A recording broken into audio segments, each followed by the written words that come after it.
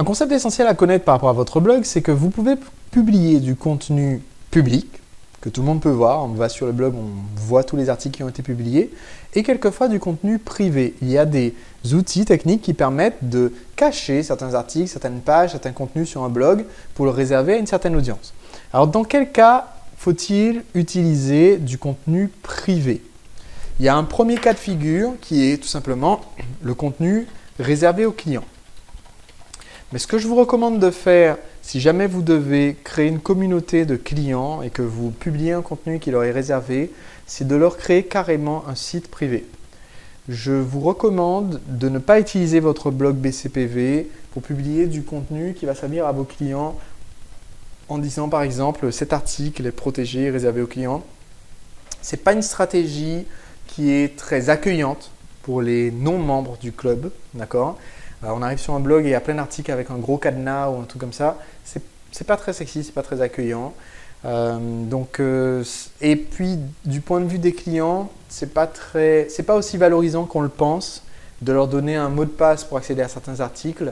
C'est beaucoup moins valorisant que de leur dire voilà, vous avez votre site privé, votre communauté privée, vous pouvez échanger entre vous et donc d'avoir un second blog qui leur est réservé. Donc dans ce cas précis, il vaut mieux leur laisser un blog qui soit à part. Je recommande deux outils techniques pour créer des sites de contenu réservés à ses clients. Le premier s'appelle Wishlist Member et c'est un plugin que j'utilise personnellement, qui m'a beaucoup servi et une fois qu'on arrive à le prendre en main, mais il y a des vidéos explicatives en anglais par contre, une fois qu'on arrive à le prendre en main, c'est un outil qui est vraiment très intéressant. Donc Wishlist Member d'un côté, il y a un autre outil qui est très prometteur qui s'appelle Digital Access Pass, mais celui-là je ne l'ai jamais essayé. Il paraît qu'il est similaire à Wishlist et qu'il a beaucoup plus de fonctionnalités. Je connais d'autres formateurs qui utilisent Digital Access Pass et qui en sont très satisfaits, donc c'est pour ça que je me permets de le recommander. Mais personnellement je ne l'ai pas utilisé, j'utilise Wishlist. Donc voilà, ce sont les outils qui permettent de réserver du contenu aux clients. Sinon, vous pouvez simplement mettre un mot de passe sur un article dans WordPress. Au moment de la publication, vous pouvez le faire. Au lieu de dire qu'il est public, vous dites qu'il est privé et donc vous lui mettez un mot de passe. C'est tout aussi simple. Donc ça, c'est un des cas dans lesquels on veut réserver un contenu aux clients. Sinon, il y a quelquefois le cas où vous voulez que le contenu soit disponible après une action. Par exemple, je viens de m'inscrire à la newsletter. Et donc dans ce cas-là, la meilleure méthode, la façon la plus simple de faire les choses, c'est de faire une page au lieu de faire un article et de ne pas mettre cette page dans votre menu. Puisque dans WordPress, vous pouvez dire « j'ai créé une page ». La page n'est pas dans la chronologie du blog. Par exemple, votre page « Contactez-nous », chronologiquement, elle n'est pas publiée le 4 avril.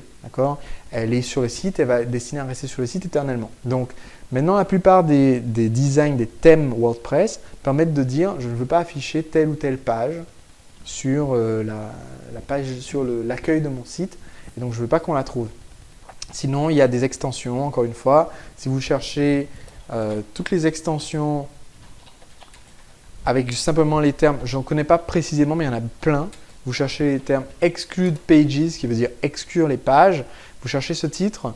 Quand vous cherchez les extensions, vous allez en trouver qui permettent de dire voilà, je ne veux pas que cette page soit sur le site.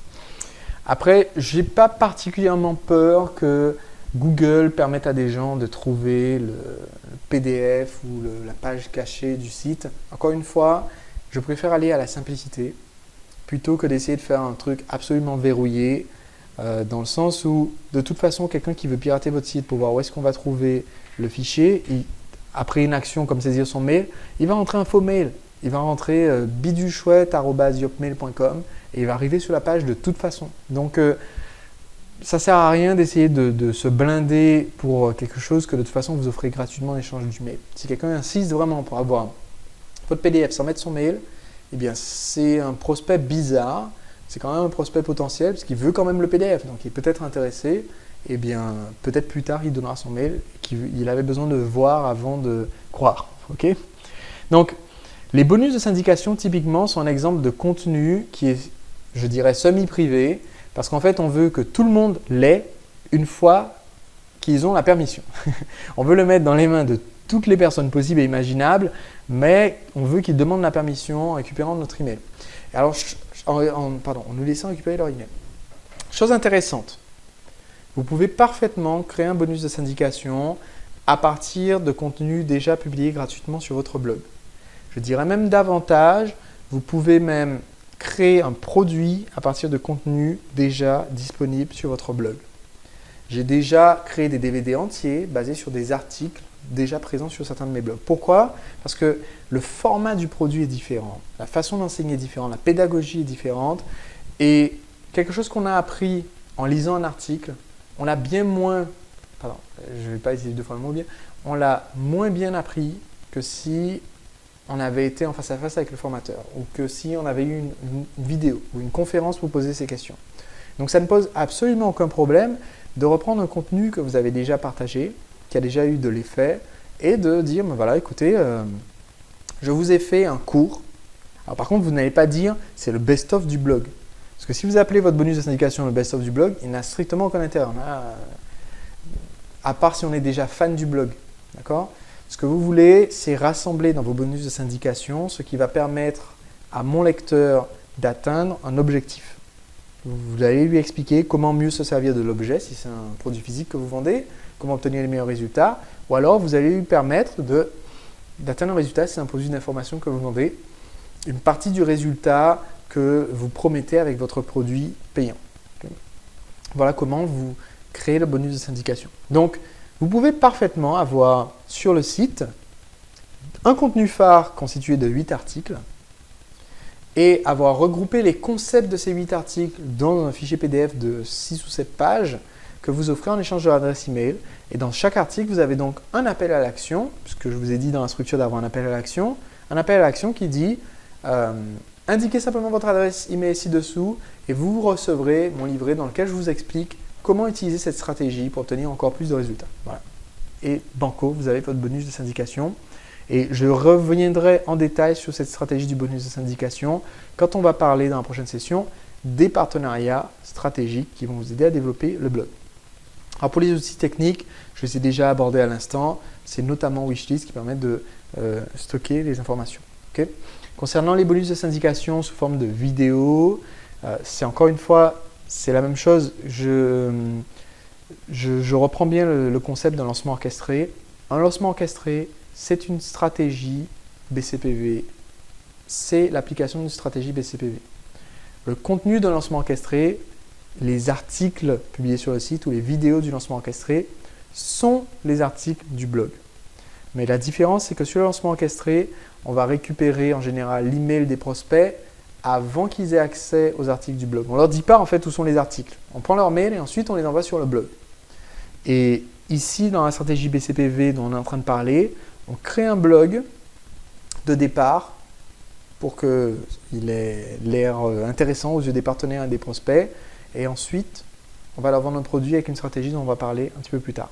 Parlons maintenant rapidement de la différence entre le blog et la newsletter. Puisqu'on parle depuis tout à l'heure de récupérer des adresses email, eh bien, il faut vous souvenir qu'il y a 4 éléments clés dans une stratégie marketing. Alors là, je reprends quelque chose que j'enseigne dans toutes mes formations marketing.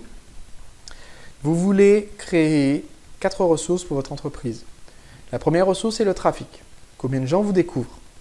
Ils visitent votre point de vente, en l'occurrence votre blog. La deuxième ressource, c'est l'audience. Combien de gens vous écoutent? Combien de gens vous ont donné leurs coordonnées et vous pouvez soit leur téléphoner, soit leur envoyer un courrier, soit leur envoyer un email quand vous voulez. L'audience, ce sont donc les gens qui sont abonnés sur votre blog en donnant leur adresse email. Je ne compte pas les abonnés de type RSS. Si vous savez ce que c'est très bien pour vous.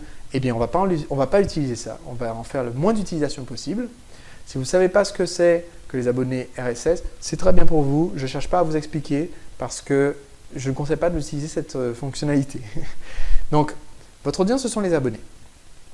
Ensuite, on veut créer une clientèle. La clientèle, ce sont les gens qui vont acheter vos produits et services. Donc, à partir du blog, on veut juste convertir ces gens-là, des prospects, en clients. Et notre quatrième et dernière ressource essentielle pour notre entreprise, c'est de créer une fidélisation, de fidéliser cette clientèle, qu'ils achètent davantage de produits et qui nous ramènent à leur tour de nouveaux prospects. Et bien sûr, ces 4 fonctions, trafic, audience, clientèle, fidélité. Le blog a notamment, pour schématiser, c'est un découpage grossier, le blog va principalement servir au trafic et à générer une audience. Le but du blog, c'est que ça soit un point d'entrée, que les gens puissent tomber sur votre blog, soit via le partenaire, soit via le référencement, soit via d'autres moyens. Ils tombent sur le blog, ils en ont entendu parler, ils vont dessus. Et votre but, une fois que les gens sont arrivés sur le blog, c'est qu'ils donnent leur mail. Et ensuite, le blog a rempli sa fonction. Si quelqu'un arrive sur votre site, donne son mail, c'est bon. On n'a pas besoin nécessairement de le faire revenir jamais sur le blog à l'avenir. On a son mail, c'est très bien. Parce que c'est la newsletter par la suite qui va avoir pour fonction de convertir ces gens-là en clients. C'est la newsletter qui va les fidéliser. Alors ça répond à la question sur la fréquence de publication. La question qu'on pourrait se poser, c'est oui, mais si je publie que du contenu de référence au début et que je ne publie pas fréquemment sur le blog, comment est-ce que je fais pour fidéliser mon audience? Comment est-ce que je fais pour que les gens ne m'oublient pas? Eh bien, c'est par mail qu'on va fidéliser notre audience. On continue à les contacter par mail. Mais il faut savoir que quand vous publiez un nouvel article sur votre blog, à part les fans, ceux qui retournent dessus toutes les 6 heures au cas où, à part ce tout petit public constitué essentiellement de vos proches, d'un collègue et de quelqu'un qui vous aime bien, à part ce public-là, même quand vous avez une très grande audience, c'est à peu près comme ça que ça se répartit. À part ce public-là, la plupart des gens ne retournent pas régulièrement sur votre blog pour voir les nouveaux articles. Par contre, si vous les prévenez par email, là ça va les intéresser, ils vont cliquer, ils vont aller voir. Donc c'est la newsletter, ce que j'appelle la newsletter, c'est le fait de contacter les gens par email. C'est ça qui va les fidéliser, les faire revenir. Et quand on va vouloir les ramener sur le blog, on ne va pas le faire en publiant un nouvel article, on va le faire en leur envoyant un mail disant qu'on a publié un nouvel article. Dans les deux cas, blog comme newsletter, il y a un principe commun sur lequel je vais finir cette partie sur le contenu. Un principe commun qui est extrêmement important, c'est que le titre est essentiel. Parce que je vous ai parlé de quoi mettre dans vos articles et je vous ai donné un petit conseil sur le titre, en faire un titre cherchable. Il y a un dernier conseil que je vais vous donner par rapport au titre que vous donnez à vos articles. Il est essentiel parce que le titre de l'article, c'est la publicité pour l'article. Si le titre est mauvais, personne ne va lire l'article, ou presque personne. Si le titre est excellent et l'article est passable, beaucoup plus de gens vont le lire. Donc, je préfère que vous passiez beaucoup de temps à réfléchir à votre titre et peu de temps à sortir un article correct, plutôt que de passer peu de temps et de sortir un titre farfelu du genre nouvel article ou bien le blog est de retour et passer beaucoup de temps à sortir un super article après que personne ne va lire. Okay? Le titre est essentiel et pour que votre titre soit réussi, c'est comme le titre d'un email efficace. Ce titre doit comporter 2 ingrédients. Ces 2 ingrédients sont un ingrédient de curiosité et un avantage pour le lecteur. La curiosité, c'est ce qui va donner envie de lire l'article parce que le titre ne dit pas tout. Je vais vous donner des exemples dans un instant. Donc on va parler d'abord de l'avantage pour le lecteur. L'avantage pour le lecteur, c'est justement qu'est-ce qu'on tirera de la lecture de votre article, surtout pour votre article qui va être un article de référence. Donc, si je vous explique 2 méthodes pour faire pousser vos tomates plus vite, l'avantage pour vous, c'est de faire pousser les tomates plus vite. Par contre, donc là, il y a un avantage. Et je n'ai pas tout dit dans le titre parce que vous ne savez pas quelles sont les 2 méthodes. Si je prends ce même titre et que j'enlève l'avantage, ça va être par exemple 2 méthodes surprenantes. Oui, mais à part être surpris, est-ce que ça concerne le jardinage ou pas? Je ne sais pas. Il n'y a pas d'avantage pour le lecteur, vous aurez peu de lecteurs. Si je prends le même titre et que j'enlève la curiosité et que je vous dis, voici comment faire pousser vos tomates plus vite, 2 points, dans le titre. Faites pousser vos tomates plus vite, 2 points. Changez de terreau pour utiliser un terreau avec moins d'azote et arroser plus souvent. Bon, on a lu le titre. C'est pas nécessaire de lire l'article, il n'y a pas de curiosité. Donc, personne ne lira l'article. Donc, vous comprenez bien que ces 2 ingrédients, tout simples, vous permettent de créer un titre qui, à chaque fois, va pousser le lecteur à aller cliquer si c'est un mail ou à aller continuer sa lecture si c'est un article. Et c'est comme ça que vous allez vous assurer que votre contenu de référence sera effectivement lu. Merci d'avoir suivi cet épisode jusqu'au bout. Pour avoir des compléments aux épisodes que je publie de mes podcasts audio et vidéo, je vous encourage à aller sur entrepreneurlibre.com/blog. Sur mon blog, je partage des articles de fond, mais aussi de nombreuses réponses aux questions de mes abonnés, des internautes et des futurs entrepreneurs libres comme vous. Donc si vous allez simplement sur le blog entrepreneurlibre.com/blog, vous pourrez retrouver l'ensemble de mes contenus ainsi que les articles de fond et vous abonner pour recevoir l'ensemble gratuitement.